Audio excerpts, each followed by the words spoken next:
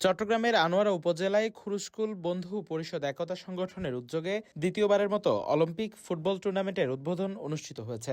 শুক্রবার ২রা জানুয়ারি রাতে উপজেলার খুরুস্কুল মাঠ প্রাঙ্গণে বর্ণিল আয়োজনের মধ্য দিয়ে টুর্নামেন্টটির উদ্বোধন করা হয়। উদ্বোধনী অনুষ্ঠানে জাতীয় সঙ্গীত পরিবেশন, ফিতা কাটা এবং আতশবাজি ফোটানোর মধ্য দিয়ে টুর্নামেন্টের আনুষ্ঠানিক সূচনা করা হয়।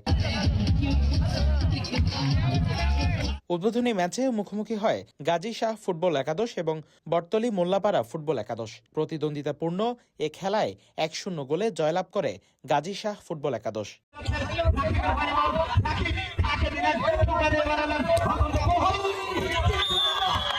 উদ্বোধনী অনুষ্ঠানে মনিরুল মুস্তাফা গ্রুপের চেয়ারম্যান হাফেজ আব্দুল মান্নানের সভাপতিত্বে এবং খুরুস্কুল বন্ধু পরিষদের সভাপতি মোহাম্মদ জাবের হাসান ও সাধারণ সম্পাদক মোহাম্মদ ইমরানের পরিচালনায় উদ্বোধক হিসেবে উপস্থিত ছিলেন মোহাম্মদ হাশেম। অনুষ্ঠানে প্রধান অতিথি হিসেবে উপস্থিত ছিলেন ব্যবসায়ী ফারুক ইসলাম তালুকদার। প্রধান মেহমান ছিলেন মোহাম্মদ ইউনুস। এ সময় প্রধান আকর্ষণ হিসেবে উপস্থিত ছিলেন হাফেজ ইরফানুল হক এবং বিশেষ আকর্ষণ ছিলেন রেজা খান শামীম। অনুষ্ঠানে বিশেষ মেহমান হিসেবে উপস্থিত ছিলেন জুইদণ্ডী বিএনপির সাবেক সভাপতি জসিম উদ্দিন।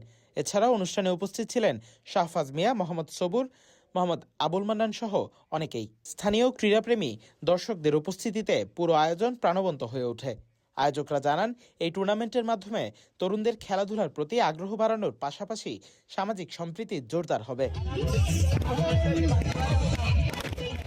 আনোয়ারা প্রতিনিধির পাঠানো তথ্যচিত্রে news desk, CTG post, Chittagong.